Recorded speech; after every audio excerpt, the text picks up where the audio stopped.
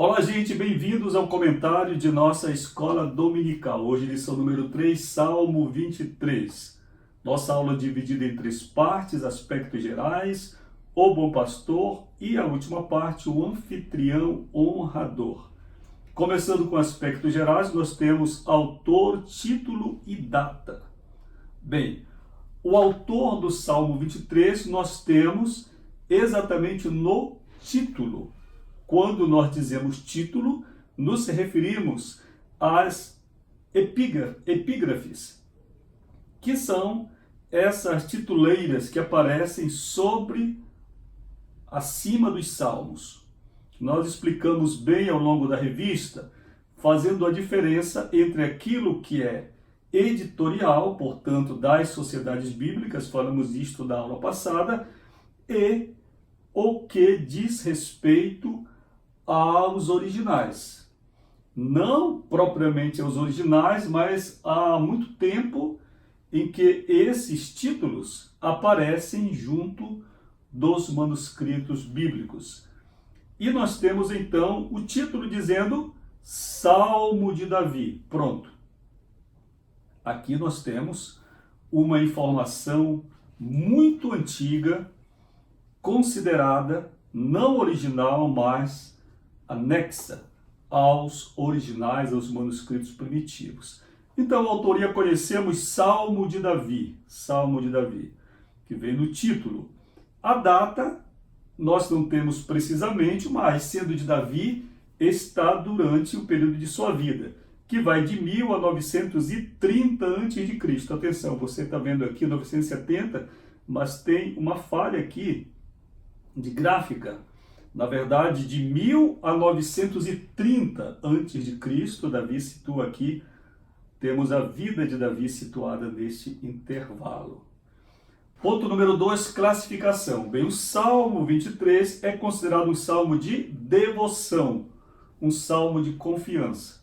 Você sabe que os salmos se dividem ou se classificam principalmente em salmos de lamento e salmos de adoração e louvor. Naturalmente, de adoração, não é de lamento, mas especificamente ele é um salmo de devoção, de confiança, que mostra um relacionamento bem próximo entre Deus e seus servos. Salmo também, eu digo aqui na revista, que apesar de não ser um salmo profético, nem messiânico, mas é impressionante como este salmo de Davi, assim como muitas escrituras de Davi e até Atos de Davi, tem um quê profético. Por que digo isso? Porque este Salmo 23, não obstante não seja classificado como messiânico, como estou dizendo, Jesus o utilizou nas alegorias que fez de si próprio ao se chamar, ao se comparar como o bom pastor, e na parábola da ovelha perdida também, de uma maneira muito extraordinária, este salmo está presente, ainda que indiretamente. Ponto número 3, este salmo, no seu aspecto geral, ele é espiritual intimista. O que é isto? Ele fala de uma espiritualidade bem aguçada. Ele fala de um relacionamento pessoal entre Deus e seus servos. E para trabalhar este aspecto intimista do Salmo, Davi utiliza exatamente a sua profissão, seu conhecimento prático enquanto pastor de ovelhas, que é a sua principal ocupação até que ele ascenda à monarquia de Israel, para então ilustrar com muita propriedade, com muita riqueza de detalhes, o relacionamento entre Deus e seus servos. Eu falo um pouquinho aqui sobre o ofício de pastor de ovelhas, pastor de gado na Bíblia. Às vezes nós temos uma visão muito romântica sobre o trabalho do pastor. Bem, primeiro eu tenho que lhe dizer que o trabalho de pastor não era considerado um dos ofícios mais belos e considerados mesmo pelos judeus antigos. Inclusive, o trabalho de pastor consta como que de uma lista, entre aspas, uma lista negra de profissões menores, ofícios menores. Porque, na verdade, o trabalho de pastor, não obstante toda a nossa visão romântica que temos no Salmo 23, neste Salmo, na parábola que Jesus conta e no que ele aplica a si próprio ao se comparar como o bom pastor, o ofício de pastor era um ofício braçal, era um ofício rude, era alguma coisa muito trabalhosa e muito penosa. E eu digo alguma coisa mais sobre isso aqui, dizendo, por exemplo, que os pastores, eles passavam a maior parte do ano afastados de suas famílias. Olha aqui, pastores viviam com seus rebanhos ao ar livre, longe de casa, nos períodos de calor na Palestina, entre os meses de abril e novembro. Veja só, entre abril e novembro, os pastores precisavam levar seus rebanhos para lugares, para pastagens, onde fosse possível esses rebanhos sobreviverem à seca. Então era um trabalho muito penoso, certo? E Jacó é quem nos diz isso com muita clareza, quando ele reclama para Labão, tio dele. Ele diz assim: de maneira que eu andava de dia, consumido pelo calor, e de noite pela geada, e o meu sono me fugia dos meus olhos. Então era muito penoso, realmente. Você vê que quando Jesus nasce e um coral de anjos aparece aos pastores, eles estão no campo, guardando os seus rebanhos durante as vigílias da noite. É um trabalho de muita dedicação, um trabalho simples, porém muito honrado, e que Deus escolheu como símbolo de seu relacionamento conosco. No segundo ponto, nós temos o bom pastor. A gente vai adentrar mais ao Salmo agora. Passando dos aspectos gerais, nós temos a plenitude e a paz. O Senhor é o meu pastor, nada me faltará. E a gente traz uma reflexão, uma crítica mesmo, a quanto nós podemos utilizar o Salmo 23, assim como outras passagens da Escritura, a nosso bel prazer, para o nosso próprio conforto, para o nosso próprio deleite, certo? Aliás, falando em deleite, Jesus censurou que algumas orações, elas são voltadas para o nosso próprio deleite, assim como Tiago também escreveu sobre isto. Hoje nós temos um evangelho muito utilitarista, um evangelho que parece ser apenas um balcão de negócios, uma espécie de banco, um lugar de crédito, onde nós vamos nos abastecer, nós vamos buscar, nós vamos nos encher. Mas essa postura é totalmente contrária ao que a Bíblia ensina. A Bíblia ensina que nós devemos ser altruístas em relação ao próximo, naturalmente, e em relação a Deus, ao templo, à vida na igreja. Nós devemos consagrar, entregar, renunciar. São os verbos aplicados para nós. Mas hoje nós temos muito essa visão de que vamos buscar. Então, alguns dizem assim: o Senhor é o meu pastor, nada me faltará. A ênfase está em nada me faltará, certo? Porém, nós lembramos que antes do nada me faltará, existe o quê?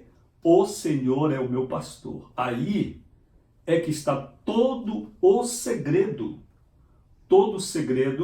deste brado triunfal no final do versículo, certo? Plenitude, nada nos faltará. O que é nada nos faltará? Você encontrou Jesus agora nada lhe falta, certo? Alguns interpretam isto de uma forma até negativa, nada me falta, não me falta problema, não me falta tribulação, não é assim também. É claro que esse não é o espírito do Salmo, certo? Nós não vamos justificar os nossos erros já por isto, também não é assim. Mas o outro extremo triunfalista também não.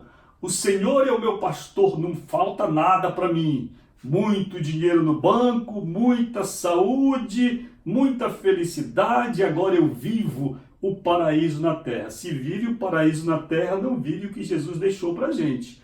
Porque a lei que Jesus pronunciou para nós foi: no mundo tereis aflição, mas tenha bom ânimo, eu venci o mundo. Quer dizer, esse é o Evangelho. Quando somos seguidores de Jesus, nós compartilhamos suas pisaduras. Nós continuamos, de certa maneira, a levar a sua cruz, o vitupério, certo? Como escreveu o apóstolo, os restos da aflição de Cristo, nós transportamos hoje, porque pesa sobre nós o fato de sermos seguidores de Cristo. Lembrando que ele foi traído, morto, condenado, e nós não podemos querer ser somente os premiados crentes, né? Laureados pastores. Não, nós somos seguidores de Jesus. Então, a plenitude do que nos é suficiente. A teologia bíblica não é a teologia da fartura, que se gasta, se desperdiça e que nós temos de sobra porque conhecemos a Deus. Não é esta a teologia. Jesus nos ensina a teologia regrada, a teologia do dia a dia. O pão nosso de cada dia dá-nos hoje. Aqui tem um devocional O Meu Dia com Deus que nós escrevemos. Aqui nós temos uma literatura diária. Cada dia você abre e tem uma palavra, certo? E quando nós nos colocamos diante de Deus, foi isso que Jesus ensinou. Cada dia um pedaço de pão. Cada dia uma dependência. Pastor, hoje não tem nada em minha casa. Aí você vai diante do Senhor apresentar aquele dia e pedir: Senhor, supre as minhas necessidades. Amanhã você acorda, a geladeira está abarrotada e a mesa está farta. É presunto, é bacon, é queijo de todo tipo, é café, leite, é tudo de bom. O que você vai fazer? Senhor, o pão nosso de cada dia nos dê hoje.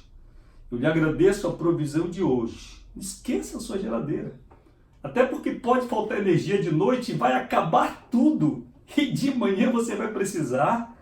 Esqueça a sua conta bancária, está cheia, mas se a Bolsa de Valores quebrar lá em Nova York, pode ser que da noite para o dia você empobreça na fartura ou na necessidade.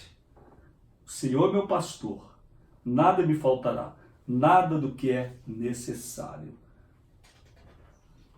Naturalmente a paz, ela procede disto. A plenitude de uma vida com Deus nos leva à paz. Olha, falando sobre a paz, é muito interessante que a Bíblia diga que a paz é o árbitro, é o juiz dos nossos corações. O que é isso? A paz é tudo para nós. Se você é um servo de Deus, uma serva de Deus, você tem necessidades, você está doente, você tem problemas de toda a ordem, mas a sua paz não pode acabar. Se a sua paz for tocada, procure Jesus rapidamente. Ele diz para nós todos: vinde a mim todos vocês que estão cansados e sobrecarregados, e eu vos aliviarei. Tomai sobre vós o meu jugo e aprendei de mim, que sou manso e humilde de coração, e encontrareis descanso para as vossas almas. Paz. Nós temos neste salmo de uma maneira descrita, romântica, até melódica, nós temos a paz bem retratada. Nós temos ainda nesta parte a questão das veredas da justiça. Refrigera minha alma, guia-me pelas veredas da justiça, por amor do teu nome. Quando nós lemos aqui veredas da justiça, sobretudo nós que moramos na cidade, nós dizemos, mas que construção bela, veredas, né? Lembra aí do grande sertão Veredas, Euclides da Cunha, né? Veredas, é uma coisa bonita, desde que você não esteja andando em uma vereda. A vereda é um caminho apertado, e nas regiões áridas ou semiáridas e de cerrado, e mesmo na floresta amazônica, uma vereda é um caminho que ele vai fechando. E se não houver uma passagem constante naquele espaço, a mata natural, o cerrado vai fechando, os espinhos vão chegando, os galhos secos vão fechando. E quando você vai passar pela vereda, você vai com muito cuidado, para você não se machucar. E porque ali muito perigo está escondido. Quando a gente fala de perigo, a gente já vai para outra parte aqui, certo? Que é exatamente o ponto número 3. Não temerei mal nenhum. As pessoas dizem, meu Deus, não temerei mal nenhum. E hoje o nosso mal, ou os nossos males, dos quais nós também não tememos, são o acidente de carro, né? Não temerei mal nenhum. Qual? Que o ladrão entre em casa de noite. Não temerei mal nenhum. Qual? Que eu não consiga pagar o carro. Não temerei mal nenhum. Qual? Que acabe o sinal da internet, né? Pois bem, esses são os nossos males, mas aqui no Salmo 23, não.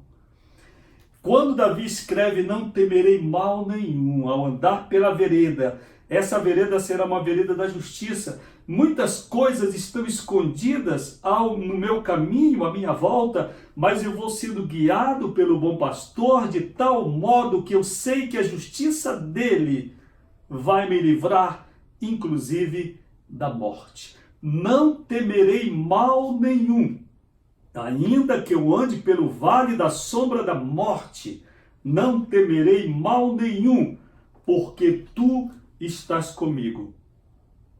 Muitos perigos havia, muitos perigos. Nesse tempo aqui, hienas, chacais, lobos, feras das mais diversas estavam à espreita. Você vê que Davi, ele fala disso, que ele matou feras, certo? Com as próprias mãos. Isto era comum. Mas Davi, ele lança uma confiança extraordinária, quando ele diz assim, eu não temerei, ainda que eu ande pelo vale da sombra da morte.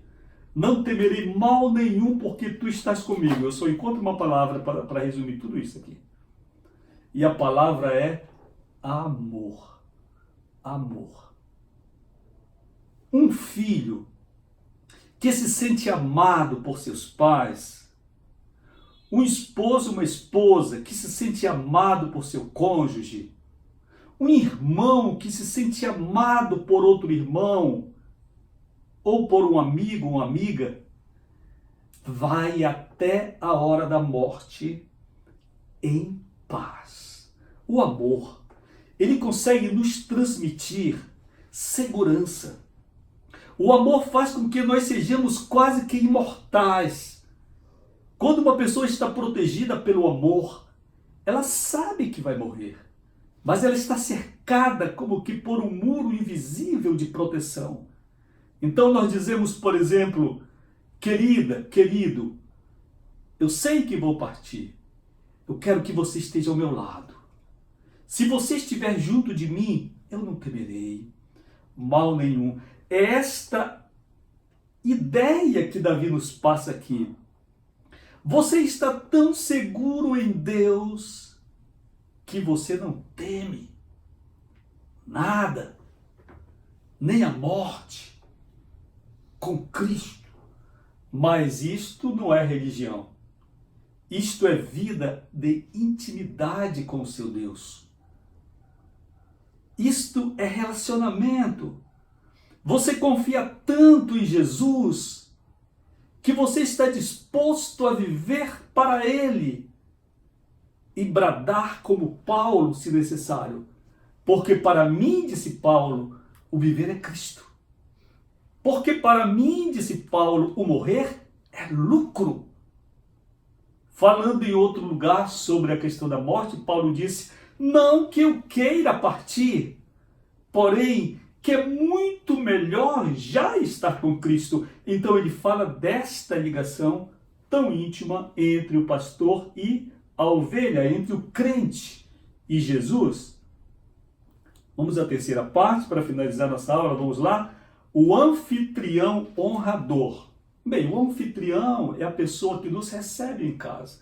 O anfitrião é a pessoa que hospeda, certo? É o dono de uma casa que recebe uma visita, um parente, um convidado importante, ou no aniversário. Isto é um anfitrião, ok? Então, Deus aparece no Salmo 23 como um anfitrião honrador. E aqui nós temos um trabalho de Davi, porque você vê que Davi assume o papel de ovelha. É muito interessante, ele se coloca na posição menor, mas ele é o personagem narrador do Salmo. Então, como é que Deus vai aparecer? Deus precisa também falar neste Salmo. E quando Deus vai falar, nós temos esta figura literária, construção teológica, que chamamos de antropomorfismo. Ou seja, Deus assume a forma humana e ele fala como um homem, certo? E aí faz o papel de anfitrião honrador. Deixa eu dar uma olhada aqui no Salmo 23. Esta segunda parte aqui, nós temos assim, ó. Ainda que eu ande pelo vale da sombra da morte, não temerei mal algum, porque tu estás comigo. Eu estou lendo aqui a versão do King James. Que temos, verso 5. Tu preparas uma mesa para mim na presença dos meus inimigos. Unges a minha cabeça com óleo e o meu cálice transborda. Queridos, aqui é maravilhoso. É extraordinária esta cena. E esta cena do Salmo 23 nós temos retratada no Novo Testamento. Ela remete a um costume antigo, em que um senhor, dono de uma grande propriedade, querendo deixar claro que determinada pessoa era importante para si, ele fazia seus banquetes e publicamente honrava seus convidados, certo? Uma honra pública. Eu faço aqui uma comparação, como por exemplo, um presidente da República faz quando um ministro de Estado, seu ministro, está meio que com as pernas bambas, né? Está caindo na crítica da imprensa, da oposição, e todo mundo está dizendo vai cair, não tem mais prestígio. E daqui a pouco o presidente ou a presidente da República usa da palavra no momento de comunicação com o país, qualquer que seja, e diz: fulano de tal, meu ministro, fulana de tal, minha ministra, em quem tenho toda a confiança. Acabou o problema. Isto é uma honra pública. Nos costumes orientais fazia-se também com banquetes. Unção de honra. A unção de honra. Olha, esta unges a minha cabeça com óleo e o meu cálice transborda. O que acontecia? Quando nos dias mesmo do Novo Testamento, uma pessoa era convidada, uma pessoa ilustre era convidada, aqui você tem uma mesa para um jantar, por exemplo, então, em determinado momento desse jantar, dessa reunião, certo? O chefe da casa, o patriarca, levantava-se e, colocando em suas mãos um jarro ou qualquer outro recipiente contendo óleo, vinha sobre o convidado à mesa, à vista de todos, e derramava aquele óleo. Você quer ter uma ilustração disto? No Salmo 133, nós lemos o seguinte: ó, quão bom e quão suave que os irmãos vivam em união, como o óleo que desce sobre a cabeça, sobre a barba de Arão. Não é isso? Então, desce pelas suas vestes. Então, não era pouco azeite, não era passar na testa, não, sinal da cruz. Era derramar óleo, um óleo perfumado, certo?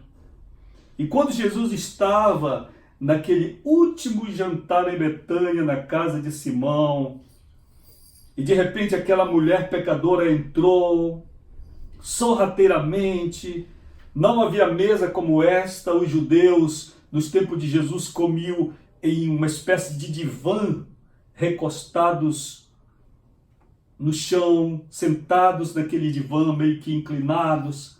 Havia um espaço entre as pessoas. Ela entrou, por isso ela tem a oportunidade de ir aos pés de Jesus. E ela apanha aquele vidro de nardo puro, que custava muito caro, um perfume que vinha da Índia, caríssimo, e ela entorna sobre Jesus. Aí Judas Iscariote reclama, porque o diabo sempre reclama quando Jesus é exaltado, sempre fica aborrecido, é normal. Se você olhar, souber que o diabo está bravo com você, com a sua igreja, fique tranquilo, é porque Jesus está alegre. Com certeza, alguma coisa de boa aconteceu com Jesus. Judas reclama do ato e começa aquele burburinho, e Jesus fala para Simão: vês esta mulher? Entrei em tua casa e não me deste água para os pés. Esta, porém, regou os meus pés com lágrimas e os enxugou com os seus cabelos. Não me deste ósculo. Ela, entretanto, desde que entrei, não cessa de beijar os pés. Verso 46. Não me ungiste a cabeça com óleo, mas esta com bálsamo ungiu os meus pés. Então você tem aqui essa descrição perfeita do Salmo 23. Esta é uma unção de honra. Esta unção de honra, ela é uma exaltação de Deus sobre as nossas vidas, mas é uma exaltação que procede do nosso relacionamento com o Senhor. É algo completamente espiritual, embora tendo algum eco no campo natural da vida, na vida material de todos nós. Mas é uma exaltação da parte do Senhor. Não significa que nós somos melhores que os outros, mas significa um reconhecimento de Deus sobre as nossas vidas, uma confirmação do nosso Senhor. Assim como nós vamos ouvir de Jesus no final de tudo, as palavras que ele vai dizer: vinde, benditos de meu Pai, tomai por herança, tomai por herança o reino que vos está preparado desde a fundação do mundo. Estas palavras, o galardão, a coroação no tribunal de Cristo, tudo isto reflete o amor de Deus sobre nós. Não é para nossa exaltação. Por que eu falo isto? Porque hoje, até eventos ou citações como estas da Bíblia são desviadas de seu significado contextual, do seu significado evangelístico. Nós temos hoje uma inódia com canções que exaltam o homem e que polemizam com aqueles que porventura não tenham nos apoiado durante as nossas provas. Então nós temos hinos hoje, por exemplo, que nos ensinam uma teologia vingativa, nos ensinam uma teologia que desdenha do nosso irmão. Então, se eu passei por uma prova e eu estou agora no palco, eu estou agora no pódio, eu sou um vencedor, uma vencedora, aqueles que comigo não estiveram na prova, está chupando o dedo lá embaixo da igreja, né? Porque não estiveram comigo, não merecem estar comigo aqui no palco da fama. Irmão, isso não é evangelho. Isso não é o ensino de Cristo. Isso é um fundamentalismo raso. Assim como é fundamentalismo raso essa vingança, essa vindita que é apregoada também através de alguns pregadores. E, diga-se de passagem, muitos deles com a vida toda errada. E pregam a justiça de Deus, pregam a morte. As redes sociais hoje, na mão de muitos crentes, é um instrumento de vingança, de destruição. Se tem um segmento nas redes sociais que mais é agressivo, que mais é irônico, que mais é vingativo, é de muitos crentes que estão nas redes sociais, que não refletem o amor de Deus, não refletem o que Jesus ensinou, que é amar até o inimigo e orar pelos que nos perseguem. Então veja, essa exaltação de Deus não é para que a gente se exalte, é um ato espiritual. É quando Deus retira um homem, e como diz o Salmo, ou outro trecho da Escritura, não me recordo agora, o faz assentar entre os príncipes da terra. É uma coisa de Deus. E quando a exaltação ou a honra de Deus atinge a nossa vida, o nosso corpo, a casa, o ministério, a vida secular, etc., nós nos tornamos o quê? Mais humildes. Nos tornamos mais dependentes de Deus. Nos tornamos mais quebrantados. Nos tornamos menores que os nossos irmãos, porque a Bíblia nos ensina que temos de considerá-los sempre superiores a nós. Você pode ser um grande pastor, uma grande missionária. Deixe-me dizer, quando você for pregar em uma igreja, quando você for cantar em uma igreja, saiba que o porteiro da congregação, o zelador da igreja, vale mais que você. Que deve ter de nós o reconhecimento de que são pessoas superiores a nós, foi isso que Jesus ensinou. Certo? Para finalizar, queridos, eu quero falar um pouco sobre a questão de ser ungido, porque muitas pessoas pegam estas passagens bíblicas de unção, de tudo mais, e aí nós temos a questão dos ungidos. Eu sou ungido de Deus. Olha, vamos aqui fazer um resumo rapidinho sobre a questão da unção. A unção no Antigo Testamento aplicava-se a pessoas, a coisas, a objetos sagrados. A unção de pessoas propriamente era para separar dentro de uma teocracia em Israel pessoas para liderarem a nação. Saul é ungido, Davi é ungido. E era esta a finalidade, certo? A unção aplicada para este ato cerimonial. E os pastores são ungidos? Se são, devem ser pelo Espírito Santo, que é quem está nos ungindo hoje, quem está em nossa vida. Mas essa unção do Antigo Testamento não existe mais. A unção do Novo Testamento é a unção sobre enfermos, de que Tiago nos fala no seu livro. Está alguém entre vós doente? Chame os presbíteros da igreja e eles farão a oração da fé, ungirão, etc. Ok? Sim, pastor. E quem mais era ungido na Bíblia, além dos reis e tudo mais que você está dizendo? O diabo. Satanás. Ele era ungido de Deus. Está no livro de Ezequiel, tu eras um querubim ungido da guarda. Ser ungido, ou ter sido ungido, não significa nada. Satanás tinha a unção de querubim ungido da guarda. Isso é vaidade.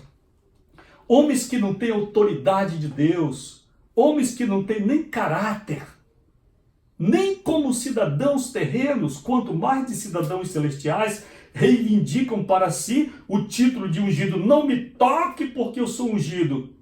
Conversa, Satanás também é ungido, ou pelo menos foi ungido. Ele pode dizer, olha, eu tenho aqui o certificado de unção. Quem me ungiu foi o Todo-Poderoso. E eu não era ungido na terra, não. Eu era querubim ungido da guarda, tá? Tá aqui o meu certificado assinado por Deus. Tá aqui. Ungido. Me respeita. Conversa. Você respeita as pessoas não pelos títulos que elas têm. Você respeita as pessoas pelo caráter que elas têm. O diabo não respeita nome de unção. Nem que você chame o nome de Cristo. E nem que você diga em nome do Deus de Paulo, escorujo-te, que saia desse corpo. O diabo vai dizer, conheço a Deus, conheço Paulo, mas tu, caboclo, que tu és? Vem cá que eu vou te rasgar. Aí, avançando sobre aqueles exorcistas ambulantes de Atos dos Apóstolos, os demônios rasgaram e eles saíram correndo nus. Porque ungido só de certificadozinho vai correr nu. Porque Deus não reconhece e Satanás não reconhece, certo? Então, quem é ungido hoje? Quem tem o Espírito de Deus na sua vida? É ungido. E quem é separado pelo Senhor?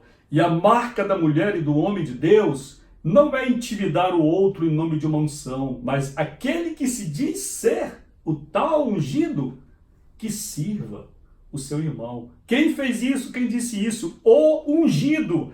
Pastor Rui, quem é o ungido? O ungido é Jesus. Esta palavra, o ungido, é a tradução Cristo, da palavra Messias no hebraico. Ele é o ungido. Queridos, Jesus abençoe vocês, compartilhem e olha, dê um like aí no nosso vídeo, coloque as notificações aí do sininho para você receber os nossos vídeos, tá bem? Até a próxima aula.